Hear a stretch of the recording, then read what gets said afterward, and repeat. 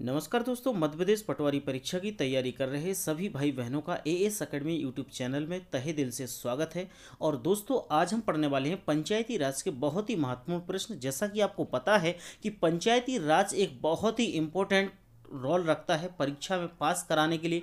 तो दोस्तों, आज हम इसमें ऐसे प्रश्नों का कलेक्शन लेकर आए हैं आपके साथ जो परीक्षा में 110% पूछे जाने की पूरी उम्मीद है। तो इस वीडियो को अंत तक जरूर देखिएगा। देखने के बाद वीडियो पसंद आए तो वीडियो को लाइक कीजिएगा और शेयर जरूर कीजिएगा। दोस्तों, एक महत्वपूर्ण जानकारी उसके पहले बता दूं कि यदि आप मध्य प्रदेश पटवारी परीक्षा की तैयारी कर रहे हैं और आपके पास अभी तक कोई मटेरियल नहीं है, आप नोट्स मंगाना चाहते हैं, तो हमारे एएस अकेडमी के द्वारा आपको नोट्स प्रोवाइड किए जा रहे हैं। जो आप दिए गए नंबर 9117555039 पर कॉल या मैसेज करके नोट्स मंगा सकते हैं और 2 से 3 दिन में आपके घर पे स्पीड पोस्ट के नोट्स पहुंच जाते हैं। दोस्तों, सबसे पहला क्वेश्चन हम स्टार्ट करेंगे बिना किसी देरी के। पहला प्रश्न है आपका कि भारत में सबसे पहले पंचायती राज की स्थापना किस राज्य में की गई थी। तो दोस्तों, सबसे पहले पंचायती राज की स्थापना किस राज्य में की गई थी, ये क्वेश्चन बहुत ही महत्वपूर्ण है। यदि आपको ये भी पता हो कि सेकंड मतलब द्वितीय पंचायती राज की स्थापना किस राज्य में की गई थी, तो वो कमेंट बॉक्स में लिखिएगा, लेकिन मैं आपको उसका आंसर बताऊंगा। तो सबसे पहला प्रश्न जो होगा कि भारत में सबसे पहले पंचायती राज की स्थापना किस राज्य में की गई थी, इसका जो सही आंसर होगा दोस्तों, राजस्थान राज्य में पंचायती राज की स्थापना की गई थी सबसे पहले। अब यदि हम दूसरा पूछें कि दूसरे स्थान पर किस राज्य में पंचायती राज की स्थापना की गई थी, तो दोस्तों मैं आपको बहुत ही जल्दी इसका आंसर दूंगा, लेकिन कोशिश कर रहा हूं कि आप यदि इसका आंसर दें कमेंट बॉक्स में तो ज्यादा अच्छा रहेगा। मैंने इससे रिलेटेड एक क्वेश्चंस बनाया है, वो आंसर आएगा तो बताऊंगा। सामुदायिक विकास कार्यक्रम की जो शुरुआत कब हुई थी, सामुदायिक विकास कार्यक्रम की शुरुआत हमारे भारत में कब हुई थी, तो याद रखना 2 अक्टूबर 1959 को हुई थी, यानी ऑप्शन हमारा बी आंसर यहां पर सही होगा। दोस्तों, कम समय में ज्यादा क्वेश्चंस करने की पूरी कोशिश करेंगे, क्योंकि देखिएगा 4-4 ऑप्शन पढ़ने से कोई मतलब नहीं है, क्वेश्चन और आंसर बताया जाए तो ज्यादा बेहतर होता है। भारत में स्थानीय शासन का जनक किसे कहा जाता है, तो भारत में जो स्थानीय शासन का जो जनक होता है वो किसे कहते हैं, लॉर्ड रिपन को कहते हैं। ऑप्शन हमारा ए आंसर सही होगा, लॉर्ड रिपन को भारत में शासन का जनक कहा जाता है। जो स्थानीय शासन का जनक लॉर्ड रिपन को कहा जाता है। नेक्स्ट क्वेश्चन है आपका, निम्नलिखित में से किस गवर्नर जनरल के कार्यकाल में पहली बार स्थानीय शासन बोर्ड की स्थापना की गई थी, तो इसमें जो सही आंसर होगा दोस्तों वो होगा आपका Lord Ripon, sorry option D answer आपका यहां पर सही रहेगा। नेक्स्ट क्वेश्चन है, निम्नलिखित में से किस अधिनियम के तहत प्रांतों के स्वायत्त शासन स्थापित किया गया था, तो भारत शासन अधिनियम 1935, भारत अधिनियम 1935 के तहत किया गया था, या भारत परिषद अधिनियम 1861 के तहत किया गया था। तो याद रखना इसका जो सही आंसर होगा भारत शासन अधिनियम 1935 के तहत किया गया था। ऑप्शन आपका यहां पर ए आंसर सही रहेगा। नेक्स्ट क्वेश्चन है दोस्तों, निम्नलिखित में से किस समिति की सिफारिश पर नागौर यानी राजस्थान में प्रथम बार पंचायती राज लागू किया गया था, तो याद रखना इसका जो सही आंसर होगा वो होगा बलवंत राय मेहता समिति, यानी जो बलवंत राय मेहता समिति थी उसकी सिफारिश के द्वारा भारत में प्रथम राज्य राजस्थान है जहां पर आपका पंचायती राज लागू किया गया था।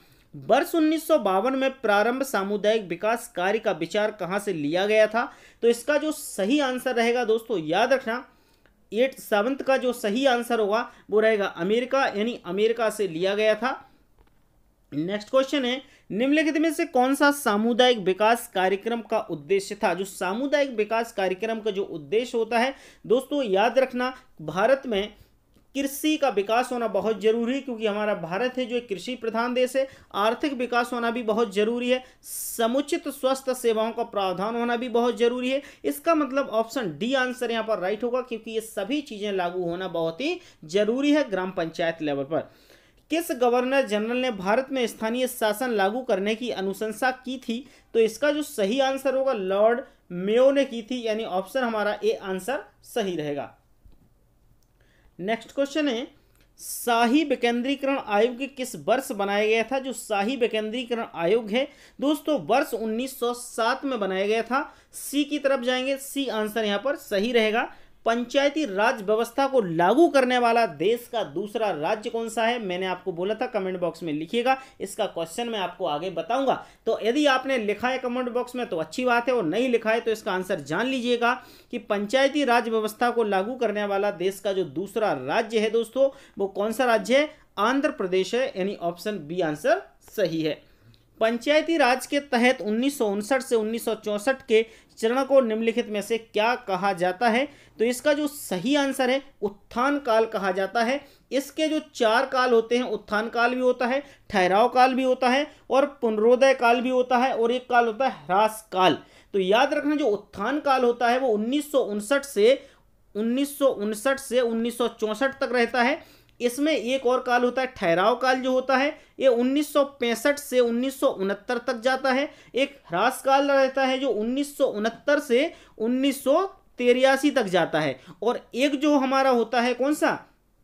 पुनरोदय काल होता है, वो 1983 के बाद अभी भी चल रहा है। ठीक है, नेक्स्ट क्वेश्चन रहेगा, पंचायती राज को देसी तथा प्राचीन सामुदायिक लोकतंत्र के समान किसने बताया है? तो इसका जो सही आंसर रहेगा दोस्तों, जयप्रकाश नारायण जी ने बताया था कि जो पंचायती राज को देसी तथा प्राचीन सामुदायिक लोकतंत्र के समान बताने वाले हैं जयप्रकाश नारायण, यानी इसका ऑप्शन हमारा यहाँ पर बी आंसर सही होगा। पंचायती राज के वर्ष 1965 से 1969 तक के चरण को क्या कहा जाता है? मैंने अभी बताया था आपको कि 65 से 69 तक के जो समय को हम क्या कहते हैं? क्या कहते हैं? ठहराव काल कहते हैं। ऑप्शन हमारा सी आंसर सही होगा। ह्रास काल की बात करेंगे तो 69 से 83 तक चलता है। उत्थान काल की बात करेंगे तो 59 से 64 तक चलता है। ठीक है, नेक्स्ट क्वेश्चन है, निम्नलिखित में से किस आयोग ने कहा कि सामुदायिक विकास कार्यक्रम की बुनियादी त्रुटि यह है कि जनता का इसमें सहयोग नहीं मिला है? तो इसका जो सही आंसर दोस्तों होगा बलवंत राव मेहता समिति ने कहा था, इसलिए ऑप्शन हमारा ए आंसर सही रहेगा। नेक्स्ट क्वेश्चन है, निम्न किस प्रसिद्ध गांधीवादी नेता ने संविधान सभा में पंचायती राज व्यवस्था का समर्थन किया था? वह कौन सा नेता है जो गांधीवादी होने के बावजूद भी पंचायती राज व्यवस्था का समर्थन किया था? तो ऑप्शन हमारा बी सही आंसर होगा, श्रीमान नारायण अग्रवाल जी ने इसका समर्थन किया था। ऑप्शन बी आंसर सही होगा। पंचायती राज के वर्ष 1969 से 1983 तक के चरण को क्या कहते हैं? इस चरण याद कर लेना, इससे बहुत अच्छा क्वेश्चन बनता जाता है और इंपॉर्टेंट क्वेश्चन बनता है। मैंने आपको बताया है 1969 से 83 तक के जो काल को क्या कहते हैं? हम ह्रास काल कहते हैं। ऑप्शन डी आंसर की तरफ हम जाएंगे और डी आंसर सही है। देखो तीनों चरणों से यहाँ पर क्वेश्चन बन गया है ना। नेक्स्ट क्वेश्चन देखेंगे, निम्नलिखित में से कौन लोकतांत्रिक विकेंद्रीकरण का समर्थन करते हैं? महात्मा गांधी, जवाहरलाल नेहरू या दोनों या इनमें से कोई नहीं? तो याद रखना यहाँ पर लोकतांत्रिक विकेंद्रीकरण का जो समर्थन करते हैं वो जवाहरलाल नेहरू भी करते हैं और महात्मा गांधी जी भी करते हैं, यानी दोनों करते हैं। तो ऑप्शन हमारा सी आंसर यहाँ पर सही हो जाएगा। नेक्स्ट क्वेश्चन है, निम्नलिखित में से किसने राष्ट्रीय आंदोलन में पंचायती राज को अत्यंत लोकप्रिय बना दिया है? तो इसका जो सही आंसर जाएगा दोस्तों महात्मा गांधी जी की तरफ, कि महात्मा गांधी जी ने अत्यंत लोकप्रिय बना दिया है।